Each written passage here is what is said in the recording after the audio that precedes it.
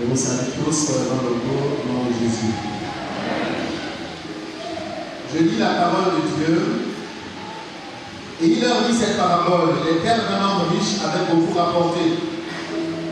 Et il raisonnait en lui-même disant, que ferai-je? Car je n'ai pas de place pour semer ma récolte.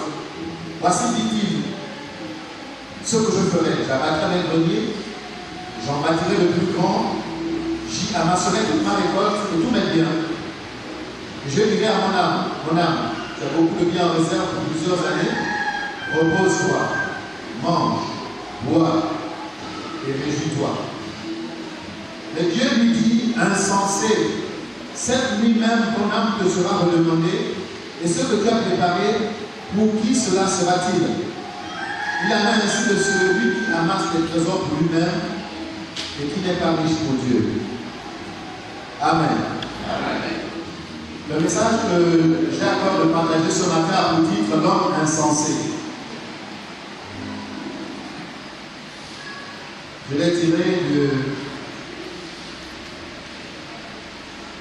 du verset 20 où Jésus, ou alors Dieu dit à cet homme insensé, cette nuit ton âme te sera redemandée.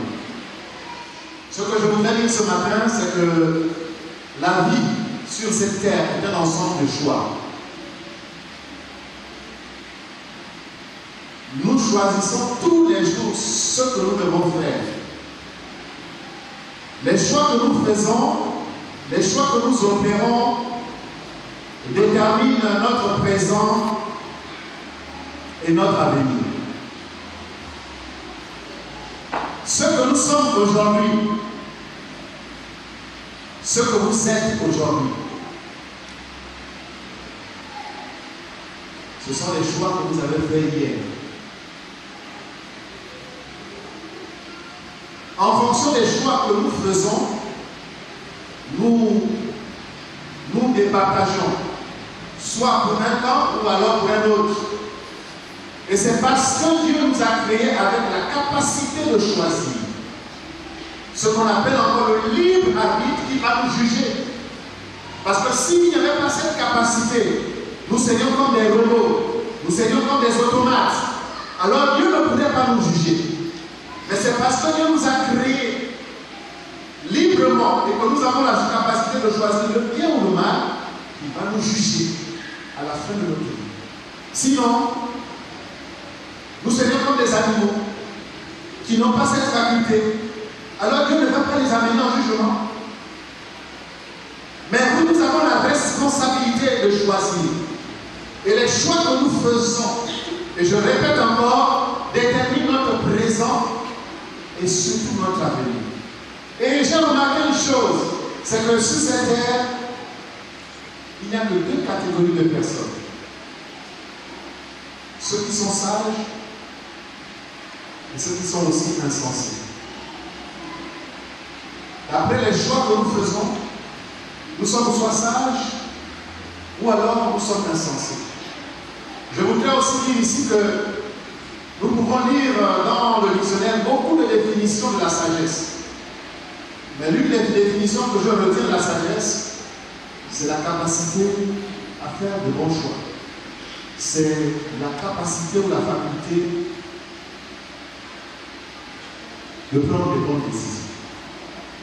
La sagesse.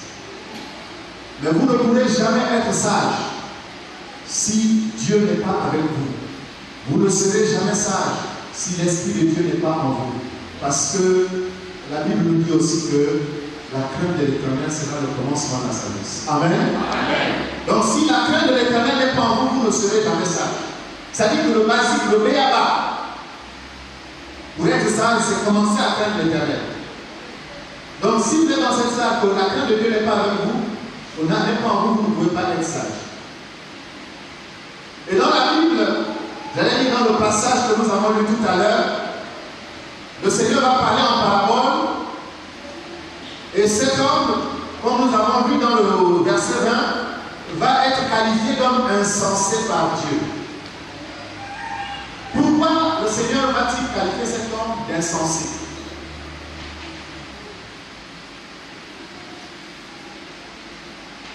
Quelles sont les raisons qui ont poussé Dieu à dire à cet homme insensé,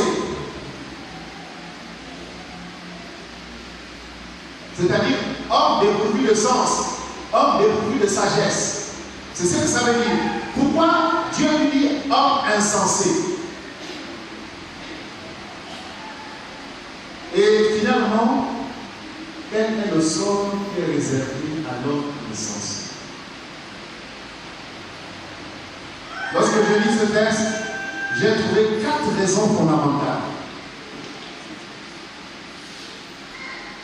qui ont poussé le Seigneur à le qualifier d'insensé. La première raison. L'homme insensé, c'est celui-là qui a fixé pour objectif de s'amasser les biens de la terre.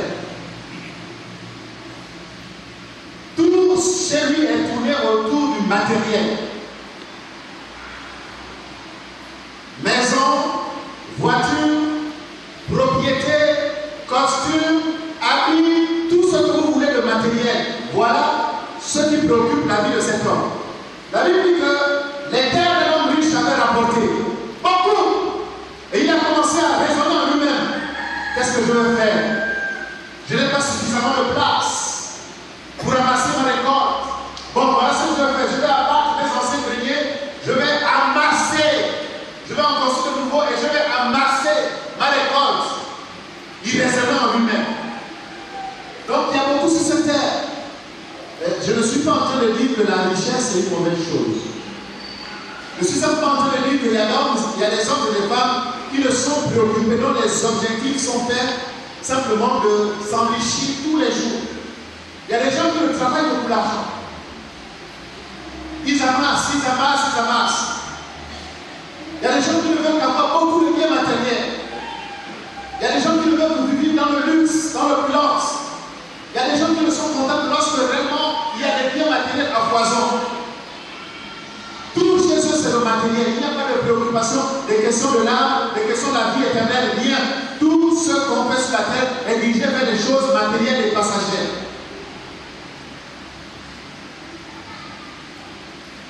L'homme insensé, lorsque vous voyez, c'est quelqu'un qui n'est attiré que par les plaisirs de la chair. Mon âme, tu as beaucoup de biens pour beaucoup de jours. Mange, bois, réjouis-toi, repose-toi. Frères et sœurs, regardez cet homme. C'est le type d'homme et de femme que nous voyons en ce temps. Toute leur attention, ce n'est que les plaisirs de la chair. C'est résumé par cette parole que le Seigneur dit dans cette parabole: mange, bois, réjouis-toi. Ça, ce sont les plaisirs de la chair. Manger, boire, la réjouissance. C'est le type d'homme qu'on le rencontre dans les boîtes de nuit, dans les bars, dans les cabarets, dans les salles de spectacle, dans les casinos, dans la jouissance. Cet homme, s'il y a un concert d'un grand artiste ici à Libreville, même s'il en fait ses 75 000 francs, il va donner, il va payer le prix pour y aller. Mais lorsqu'on va l'inviter de façon gratuite à une campagne d'évangélisation à l'église, cet homme ne viendra jamais. Il a choisi les plaisirs de la chair. Il a choisi la jouissance. Manger, boire, se réjouir, c'est tout ce qui tourne dans la tête de cet homme. Et Dieu l'a dit insensé. L'homme insensé, c'est celui qui a exclu Dieu de sa vie. Lorsque vous lisez du verset 15 au verset 16 jusqu'à la fin, l'homme il raisonne en lui-même. Vous n'allez voir en aucune manière où il se préoccupe de Dieu. Ses projets, son futur, tout ce qu'il fait, Dieu n'est pas là-dedans.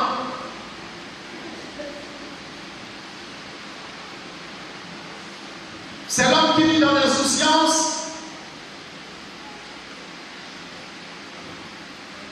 C'est l'homme qui ne se préoccupe nullement de Dieu dans sa vie. Prier, lire la Bible, venir à l'église, chercher Dieu, c'est vraiment un challenge pour cet homme. Ce n'est pas dans son quotidien. Et il y a certainement beaucoup d'entre vous ce matin. Vous avez peut-être été invité, ou bien vous êtes venu de vous-même, mais ce n'est pas dans vos habitudes de venir dans une église et écouter la parole de Dieu. Ce n'est même pas dans vos habitudes de lire la Bible. Ce n'est pas dans vos habitudes de prier. Ce n'est pas dans vos habitudes de chercher Dieu. Vous avez d'autres préoccupations dans la vie. Vous vous souciez du manger, du boire. Vous vous souciez plus des vêtements. Vous vous souciez plus de vos études. Vous vous souciez plus de votre avenir. Mais vous ne vous souciez pas de Dieu. C'est un challenge pour vous que de vous préoccuper de votre éternité. Vous ne vous souciez pas de Dieu. L'homme est censé exclure Dieu de sa vie. Dieu n'y compte pas. Dieu n'y est pas.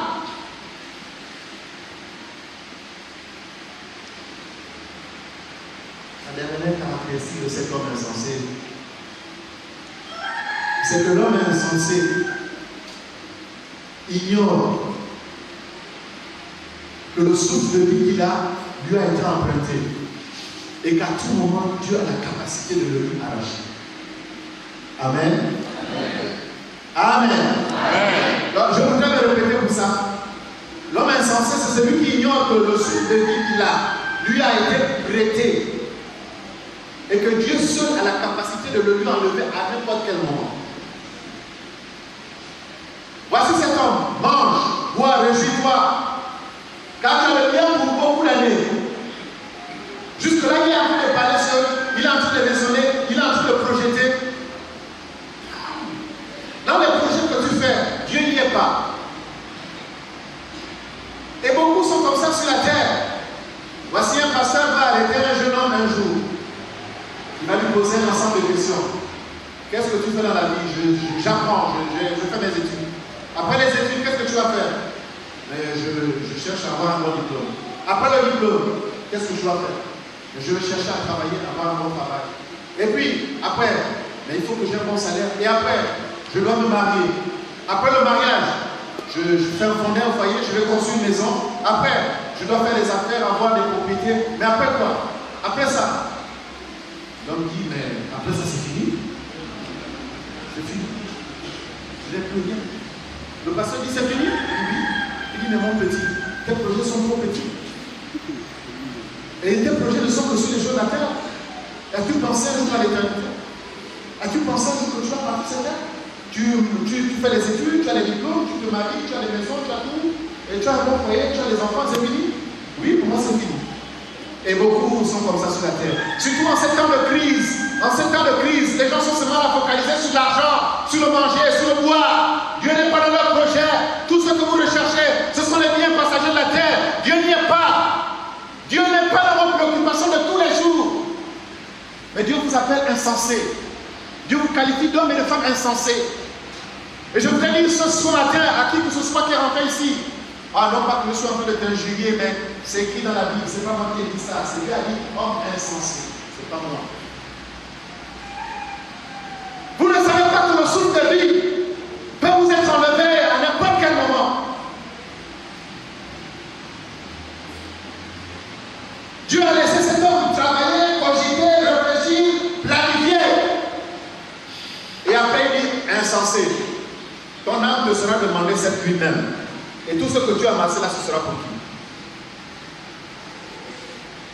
L'homme insensé, c'est celui-là qui ne sait pas qu'il peut partir d'un moment à l'autre.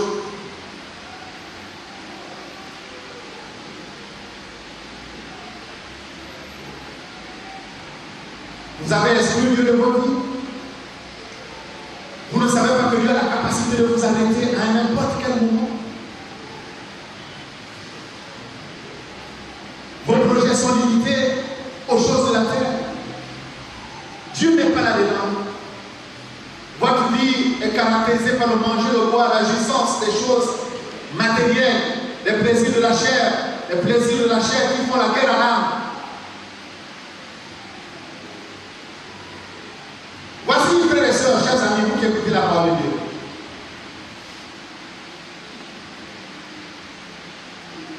Vous vous êtes réveillés ce matin,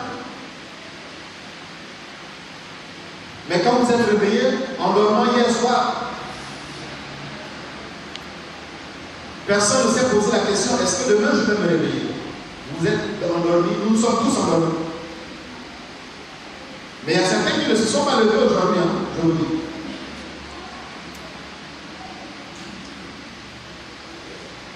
Tous les jours, lorsque je pars de chez moi, pour sortir ou lorsque je rentre chez moi, je passe à côté d'un cimetière. Il y a un cimetière, il y a même 2 cimetières qu'on a fait quelque part à Bikini. Au bord de la route. Chaque fois qu'on passe là, on regarde, les enfants et moi, l'enfant, on regarde à gauche, on parle beaucoup. Il y a des tombes qui sont là à vue de l'île. Il y a des croix blanches, il y a des croix. Et tous les jours, on enterre des gens là. Et si vous allez au cimetière là, si vous allez interroger les gens qui sont là-bas, il y a beaucoup qui ne se sont pas préparés pour l'éternité. Ils ont été fauchés un jour comme ça, ils sont partis.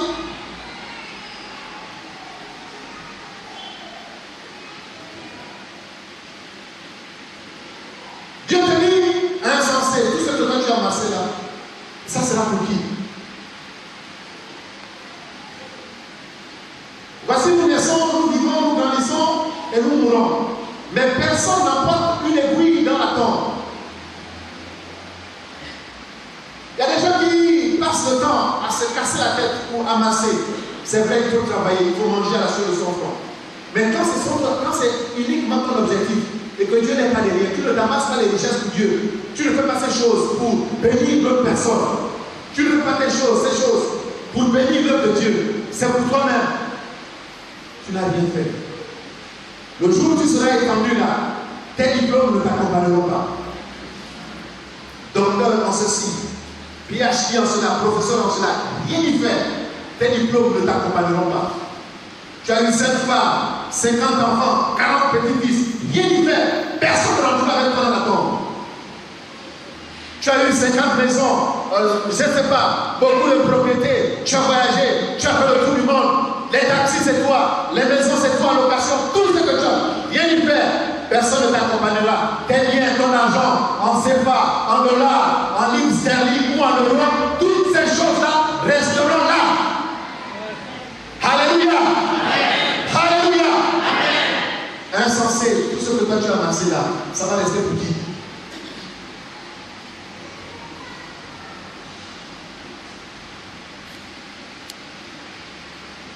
Le sort de l'homme insensé. Voyez-vous, frères et sœurs, chers amis, la Bible dit qu'on ne se moque pas de Dieu. Je vous dis que si vous êtes dans un combat avec Dieu, renoncez déjà parce que vous ne serez pas vainqueur.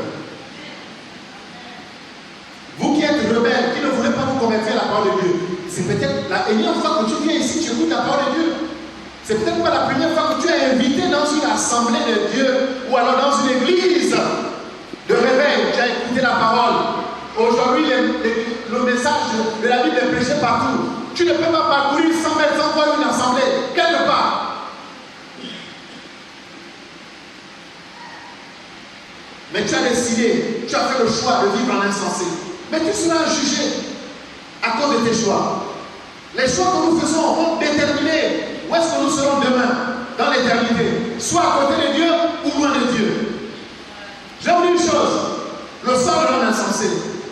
L'homme insensé, c'est qu'il a résolu d'exclure Dieu de sa vie, de ses projets. Il vit sa vie comme ça. Avec ton intelligence, ta propre volonté, tu fais ce que tu veux, comme tu veux. Personne ne t'impose quoi que ce soit. Tu marches sur la Bible, tu écrases la Bible par ton comportement. Tu déchires les pages de la Bible par tes actes, par tes paroles. Lorsque tu transgresses la parole de Dieu, tu es en train de la déchirer, tu es en train de marcher dessus.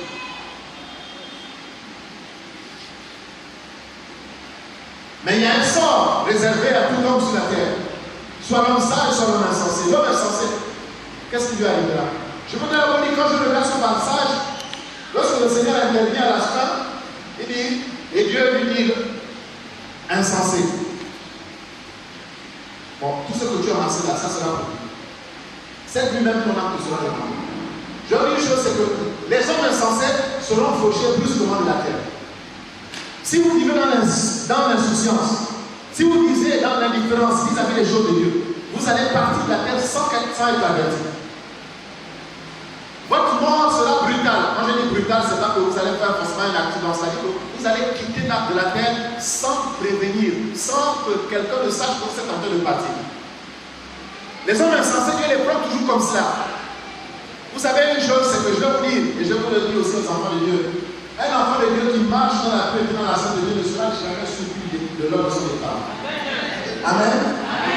Vous ne serez jamais surpris. C'est-à-dire que si le Seigneur ne vous dit pas clairement que vos jours sont proches, le Seigneur lui-même va vous préparer.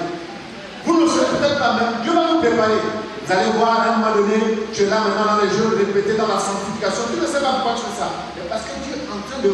Non, tu as marché 10 ans, 20 ans dans l'Assemblée de Dieu. Et Dieu te laisse pas passer comme ça. Dieu prépare son rapport en toute l'éternité. Alléluia. Alléluia. Même si tu ne le sais pas. Mais Dieu va te rapprocher de lui dans les derniers jours. Tu seras là plus proche du Seigneur. Dans la prière, dans la méditation, dans le service de Dieu, tu seras pointu comme jamais auparavant. Et un jour, les frères et sœurs vont se dire, oh, le frère n'est plus, qu'est-ce qui s'est passé? Et Dieu l'a préparé. Vous pleurez, le Seigneur a réservé sa place, il a préparé. Amen. Voyez un peu comment maman Joséphine Béni nous a quittés ici. Nous la connaissons tous. Mais les gens ont le témoignage qu'à l'approche de son départ, elle s'est mise en plus à prier. Elle était seulement en train de prier. Elle se préparait. Sans que vous et nous le sachions, le Seigneur l'avait préparé. Parce que la crainte de l'Éternel est en nous, l'esprit, la sagesse aussi est en nous. Alléluia. Mais les hommes insensés ne seront jamais. Ils seront en train de s'approfondir dans le mal, en train d'approfondir les projets de l'iniquité, jusqu'à ce que Dieu les fauche comme ça. Et je vais vous dire une chose, c'est que le sort de l'homme insensé, ce n'est pas un bon sort. Vous allez partir sans être préparé. Je ne sais pas si quelqu'un se lève un matin, on vous convoque au tribunal de grande instance de Libreville. Vous avez une audience là-bas, vous partez comme ça les mains là, vous vous préparez. Parce que vous allez être là devant des juges. Des fois, même si vous êtes un bon parleur, vous avez la science, vous parlez de la rhétorique. Quelquefois, les mots se perdent. Il y a certains même qui oublient même tout ce qu'ils avaient comme argumentaire quand ils sont devant la barre. Des fois, même tu as raison, on va même te condamner parce que tu ne sais plus t'exprimer. Mais au tribunal de Christ, le jour du grand jugement, la Bible dit que le jugement sera fait selon la justice. Pas la justice de ce monde. Vous n'y échapperez pas. Vous ne tricherez pas. Et vous ne pouvez pas corrompre Dieu. Ah, ici-bas, les magistrats sont corrompus. Les procureurs de la République sont corrompus. Pour les petits pesos, pour de l'argent, on leur donne. Alors, ils cachent le dossier. Affaire classée. Ah, mais c'est lui qui a créé le ciel et la terre. À qui appartient l'or et l'argent, vous ne pouvez pas le corrompre. Alléluia. Tous les erreurs que tu crois que le Messie est suffisant, il s'appelle le juste juge. Il est assis sur un grand trône blanc qui vient d'une voiture, justice et équité. Qu'est-ce que vous allez faire? Frères et sœurs, ne nous amusons pas avec Dieu. Je dis que si tu es engagé dans un combat contre l'Éternel, renonce, parce que tu ne sortiras pas vainqueur. Tu ne sortiras pas vainqueur. Il y a aujourd'hui des gens qui triomphent là, l'iniquité, le mal, l'injustice en train de triompher. Et les gens se disent, mais où est Dieu? Mais notre Rédempteur est vivant. Et le dernier, il s'élèvera sur la terre. Alléluia. Quand il s'élève, personne à sa place ne se lève plus. Quand il vient, moi, c'est fini. Satan est en train de régner. Le mal est en train de triompher. L'iniquité va s'en plaindre. Mais lorsque le Seigneur de gloire se lèvera pour rendre justice, ce sera fini. Un jugement sans appel. Aujourd'hui, tu persévères dans la mauvaise voie. Aujourd'hui, tu vis ta vie comme tu veux. Mais sache que le sort de l'homme insensé, c'est la mort éternelle. C'est la séparation de l'éternel avec Dieu. Cet homme, la nuit même, son âme lui a été redemandé. Et finalement, toute cette gloire, toute cette beauté, toute cette richesse, toute cette renommée, toute cette puissance dans l'oubli. Il y a des grands hommes qui sont passés sur la terre. Mais où sont-ils aujourd'hui? Dans les oublis, dans les livres d'histoire. Mais même là encore, on les lit dans les livres d'histoire. Mais il arrivera un jour que tous les livres d'histoire seront jetés dans le feu. On ne se souviendra plus jamais d'eux. Mais celui qui fait la volonté de Dieu demeurera éternellement. Alléluia! Alléluia! Si tu fais la volonté de Dieu, en commençant ici-bas, tu vas rentrer, tu vas traverser les frontières invisibles. Tu vas traverser les frontières, tu vas rentrer dans le ciel. La notion de frontière, ce n'est pas nous qui l'avons créée, c'est Dieu qui a créé la notion de frontière. Ici-bas, je vais aller au Sénégal, on me demande un passeport, on me demande visa. Je vais aller, je ne sais pas, en France. Vous connaissez toutes les tracasseries qu'il y a là pour avoir visa pour aller en France. Parce que je quitte une frontière pour rentrer dans une autre frontière. Mais que pensez-vous? Que vous allez quitter la terre pour rentrer dans le ciel de gloire sans avoir satisfait, sans avoir obéi aux exigences divines? Dieu m'a dit, je ne vous connais pas. Où est ton visa? Où est ton passeport. As-tu reçu Jésus-Christ dans ta vie? As-tu marché dans cette tête alors les têtes blanches? Mais les hommes de la terre, nous marchons comme nous voulons, nous faisons ce que nous voulons. Mais lorsque nous nous levons de l'autre côté, nous sommes dans un endroit où nous n'aurons jamais souhaité bien. L'homme insensé. Ce matin, Dieu t'interpelle.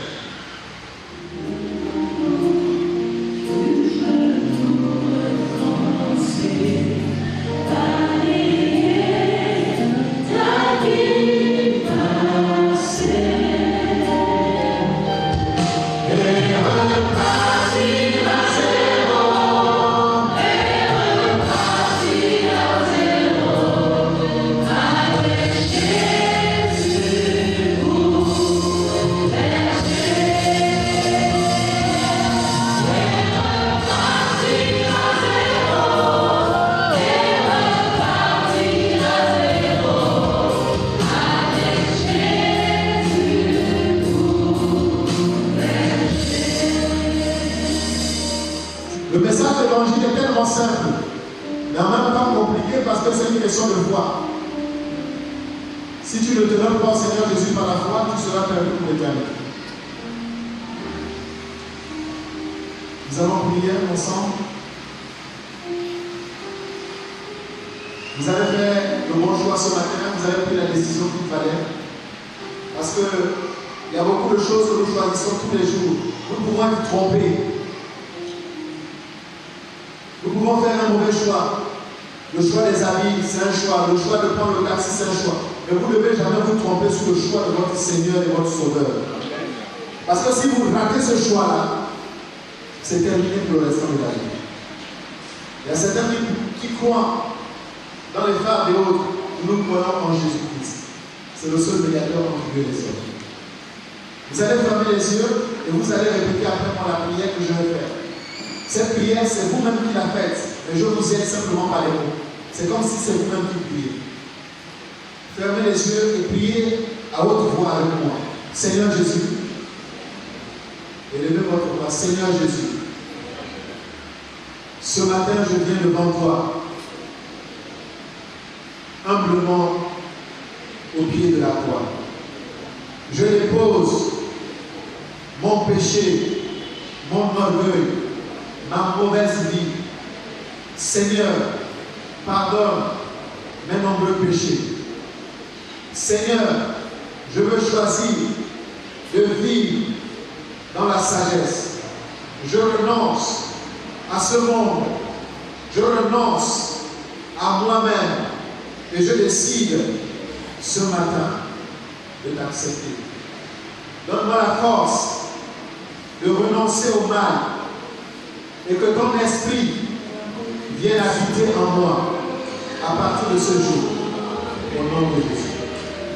Amen. Restez comme ça, je vais prier. Seigneur, merci pour César. Tu as sauvé ce matin. Maintenant, Père, au nom de Jésus de Nazareth, que les chaînes de la servitude, les chaînes de la méchanceté, toujours Seigneur qui sont démoniaques dans leur vie, soient brisées dans le nom de Jésus. Tous ceux qui sont enchaînés par les plaisirs de la chair, qui sont enchaînés au nom de Jésus-Christ ce matin, soient libérés au nom de Jésus. Que les forteresses du diable, les forteresses du péché soient brisées ce matin dans le nom de Jésus. Je casse tout ce qui n'a pas bâti. Je déracine tout ce que Dieu n'a pas planté au nom de Jésus-Christ. Seigneur, libère César. Et qu'aujourd'hui, Seigneur, les noms de votre soit inscrits dans le livre de l'agneau. À toi, c'est la gloire.